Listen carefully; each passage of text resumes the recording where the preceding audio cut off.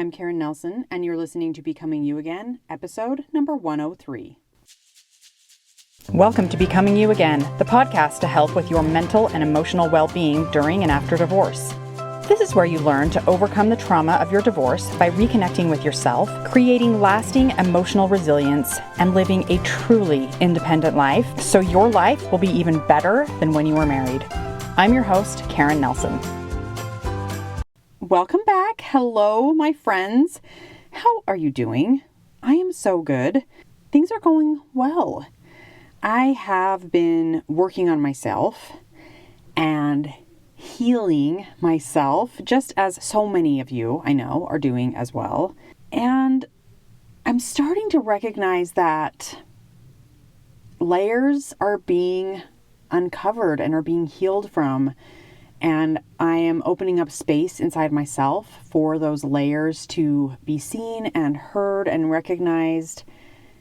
And sometimes it's scary, and sometimes it hurts, and sometimes it's sad, and sometimes it feels hard, and sometimes I feel angry about it. But overall, after I work through all of those things and allow for all of those things, I am noticing a difference in myself. I am noticing a sturdiness in myself and a strength in myself that was kind of missing before. And it's kind of wild to watch this growth within me. And it feels, like I said, really good.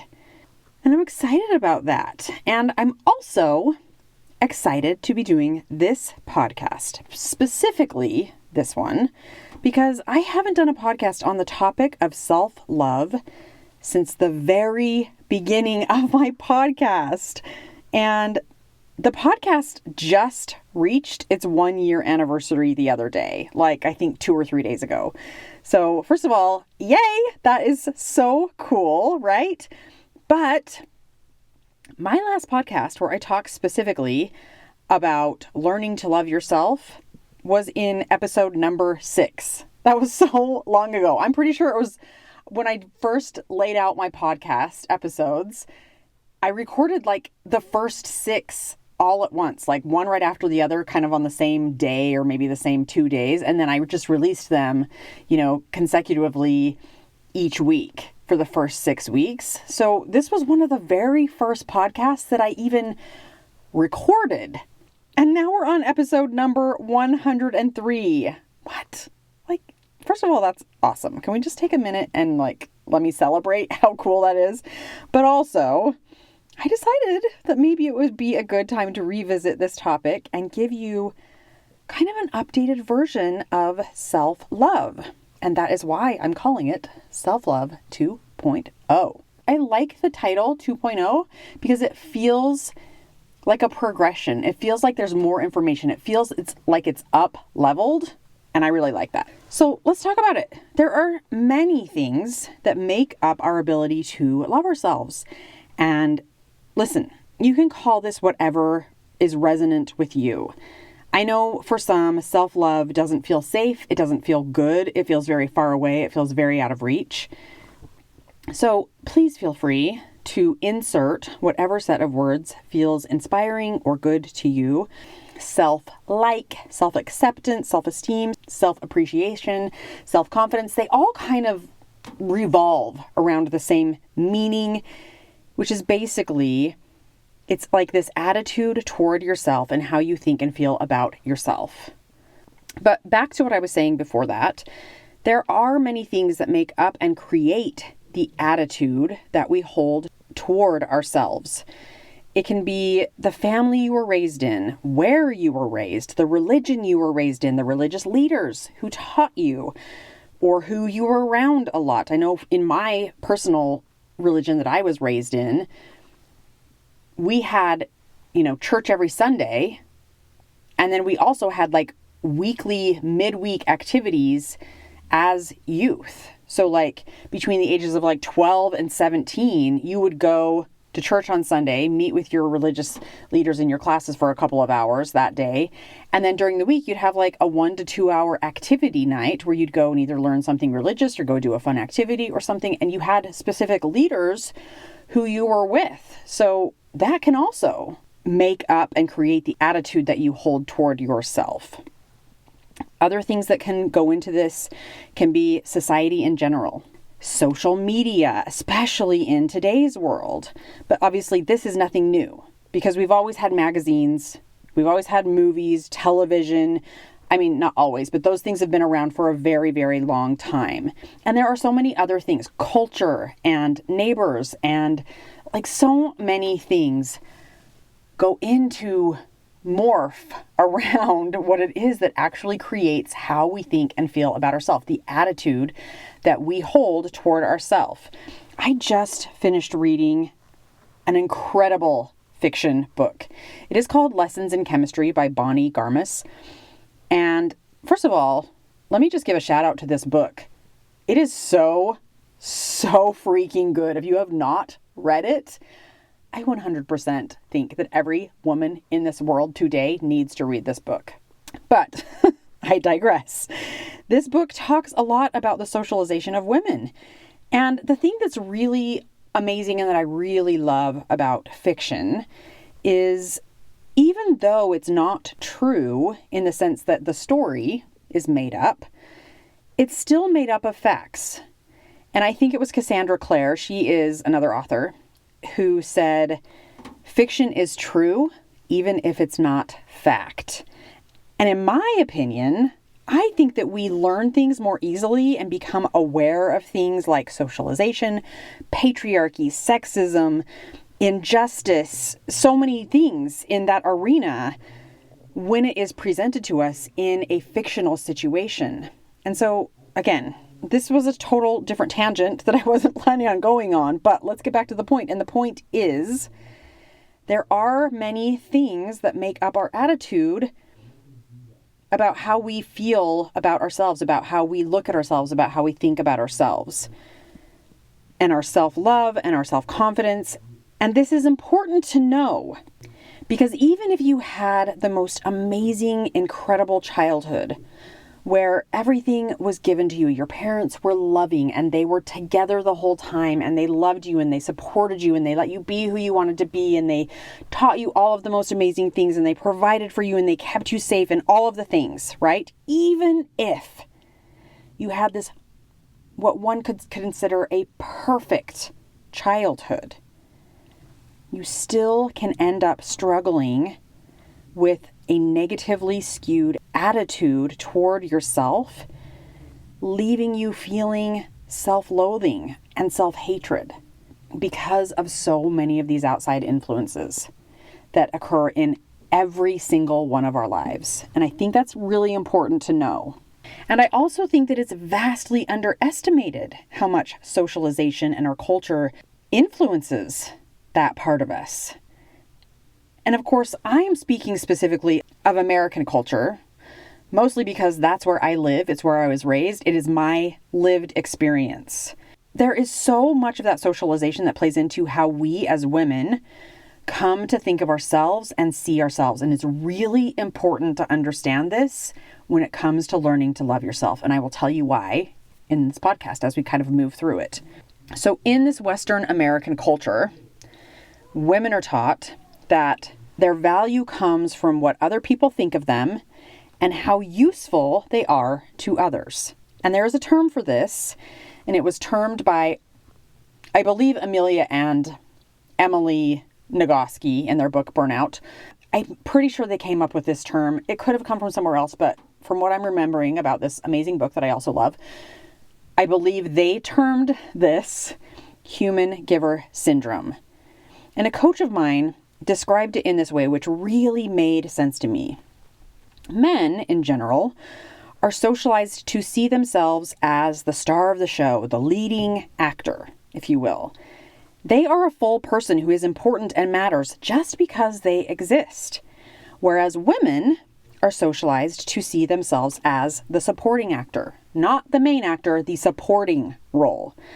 Their value doesn't come from just automatically being important or existing, but rather from being useful in some way. So a woman I was coaching recently was struggling with exactly this idea. She said she didn't feel needed and that she felt useless not being able to help her husband or being able to provide for him or serve him in some way where she was able to take care of his needs. And she was really struggling with this. And she kept taking it to him and saying, I need to do something for you. Let me help you in some way. How can I help you? What can I do for you? I feel useless when I don't get to serve you in some way. And he was like, it's fine. Everything's fine. You don't need to do anything. Just like relax. We're fine. I'm fine. It's all okay. And he's trying to reassure her, but because she had the socialization put upon her shoulders that she didn't even ask for, of like, you're not worthy unless you are useful in some way, she's telling herself this story and feeling useless, feeling worthless because she felt like she couldn't serve him in some way, and because of that, she had no purpose. But this can also show up in many other ways. Women might find their usefulness in looking good, looking pretty, being able to have sex, making other people happy, keeping the house clean, making sure the kids are taken care of, etc., etc., etc. You fill in the blank for yourself, right? Women are socialized to believe that their value comes from helping and giving to others. And this value is decided by all of those other people outside of us. Like, in the case of my client, she had this belief that if her husband found her useful and needed, then she could stop thinking of herself as useless, as worthless. But this can show up in so many other ways. Do other people find me attractive?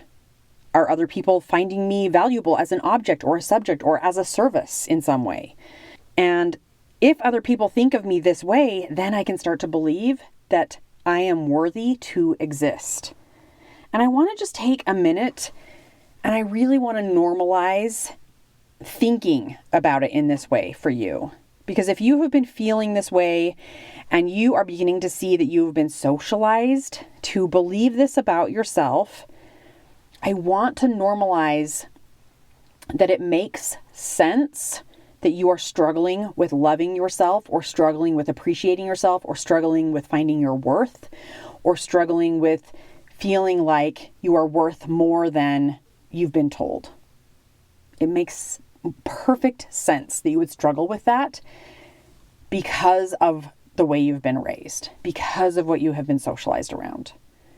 So we're going to normalize it in that way. We're not going to normalize it in the way that like, oh, this is just normal and you should get used to it. Like, no, I am not saying we are normalizing it in that way. I am saying it is normal to struggle with your self-esteem, with your self-confidence, with your self-love because of all of this socialization, okay? And so how does this show up in your thoughts? And the most common way that it shows up is in thoughts of, I'm not good enough. I'm not normal. I don't fit in here. There's something wrong with me. I'm doing it wrong. I never do it right. I've ruined everything. How many times have you thought one of those thoughts? How many times does it come up throughout your day? Think about that. My guess is very often for most of us, myself included. These are ways that our brain is trying to cope with the idea that our worth is dependent on what other people think of us.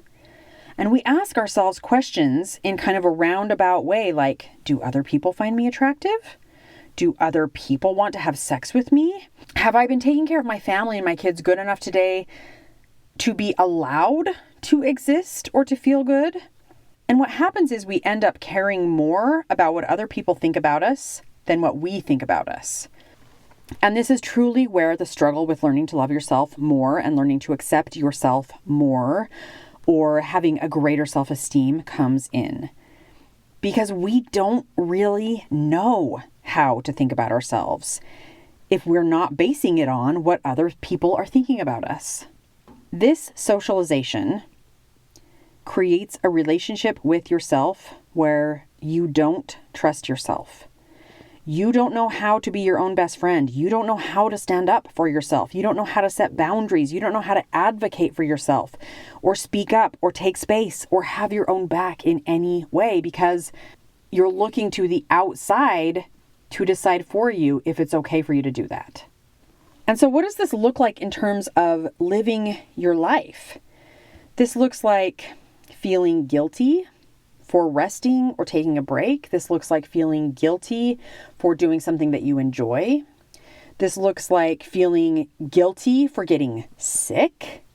Yes, I said that, for getting sick. I know there are many women, I've seen this over and over with my clients, with women who feel bad about getting sick and not being able to be there to take care of their family or keep the house clean or work or make dinner or whatever it is, right? Because they're sick. This looks like doing other people's work for them, doing your kids' homework, trying to make everybody feel happy and feel good, even if it means that you feel crappy and shitty all the time. This looks like working really hard and getting paid less and not standing up for yourself. This looks like putting your own wants, your own needs, your own desires last, always. This looks like not speaking up for yourself. This looks like people pleasing. This looks like selling yourself short so that you can get that outside approval that you're looking for. And let's just, can we just be real about this socialization for just 1 minute? This socialization of women and what it is doing to us and how it is keeping us down and keeping us from feeling confident and loving ourselves and showing up as our best self is fucked up, okay? It is 100% fucked up, and it has been going on for far too long. Don't get me wrong here. Things are slowly changing when it comes to this socialization and in treating women as less of the supporting actor and more as a leading role, but we're not there yet, right? And we can't wait around for the world to change for us. We have to take action and make the changes in ourselves in order for the world to take notice and begin to change around us, begin to change for us. I love, you guys know I love Taylor Swift, right? I love some of the lyrics of Taylor Swift's song, Vigilante Shit, where she says, "Ladies always rise above. Ladies know what people want. Someone sweet and kind and fun. The lady simply had enough." Oh man, I could just sing it right now. I love it so much. But ladies, you may decide that you've had enough. And if that happens, then stepping into a relationship of self-love, of self-acceptance, self-like, self-appreciation, self-confidence, whatever you want to call it, it is here. It is waiting for you. How do we start creating that change for ourselves? We start by realizing that this relationship with yourself has nothing to do with anyone else. It is not a destination that we arrive at. There's no perfect picture of what this looks like. And then you just arrive there and now you've made it to self-acceptance. Yay, hooray! It's not like that. It's the relationship that you have with yourself over time, over your lifetime, from the moment you're born until you die. And it can look like so many different ways, and you can start to create a different attitude and relationship with yourself in just the simplest way. And it can look like starting to practice not being so judgmental of yourself. It can look like starting to picture what you would say to your best friend in a situation that she was struggling in, and you say that to yourself instead of the same old bullshit that you would usually say to yourself. But here's what I really want you to know. The real, true, most basic thing that will make the biggest impact when it comes to breaking down the socialization that you've endured and in learning to accept yourself will be in accepting the idea that you are worthy, lovable, and valuable exactly as you are. It's in accepting this idea that you are a main player, a leading actor or actress, whatever you want to call it, right? Whatever word you want to use. You are allowed to exist without being useful to anyone else. You are allowed to exist without helping anyone else. You are allowed to exist without giving of yourself first, without accomplishing anything in particular, without giving birth and having kids or anything else. And accepting this idea doesn't mean that you may not choose to or want to do any of those things. But here's the key. Your worth cannot and does not depend on it. Your worth is inherent. And if this idea feels uncomfortable to you, I want you to just try and sit with this idea and see if you can start to warm to this concept. Because you can think about it in this way. This is another thing that one of my coaches talks about when it comes to worth. And I really like it. It's kind of worth being this idea. It's a human construct. It's something that we've made up, right? It doesn't come from something. It's an idea that we have as humans. And you can think about it in this way of like, everybody has it or nobody has it. But either way, you get to decide. And so it's much more fun to decide that everyone has it than if nobody has it. I believe, and it helps me to create a better relationship with myself when I believe that everyone has worth and it is with them the moment they are born, and it is always 100%. And when you can wrap your head around that idea, if that idea is resonant with you in any way, I promise you that that is the key to being able to create a better, more loving, more confident, more self-accepting relationship with you. Once you begin to accept this concept, then you can start to focus more on the thoughts that you think about yourself and the way you talk to yourself. You can start to be more self-compassionate and kind and loving to yourself. And this can look like even just starting with respecting yourself more. This can look like figuring out what you would say to your best friend and then telling yourself those things. This can look like how I started when I was learning to love myself, which was telling myself 5 things that I loved, liked, and appreciated about myself every day. This can look like making a list of 100 things that you love about yourself and then just building on that list every day, writing down one thing every day or once a week or whatever it is, right? This can look like so many different ways to start building that relationship with you, strengthening that relationship with you. Listen, you can go through this life constantly being mean to yourself, judging and critiquing everything you do, and then waiting for or hoping for someone on the outside to see you as you so desperately want to be seen and accept you for who you are. Or you can go through this life with a best friend in yourself, speaking kindly and encouraging yourself, loving yourself and showing up for you and having your own back in every situation, whatever that looks like. You may not get to choose who raised you or where you grew up or what has been ingrained in you from socialization, but you always get to choose how you want to think about yourself and treat yourself. You are allowed to exist just because. You are worthy just by being born. You are valuable just because you're here.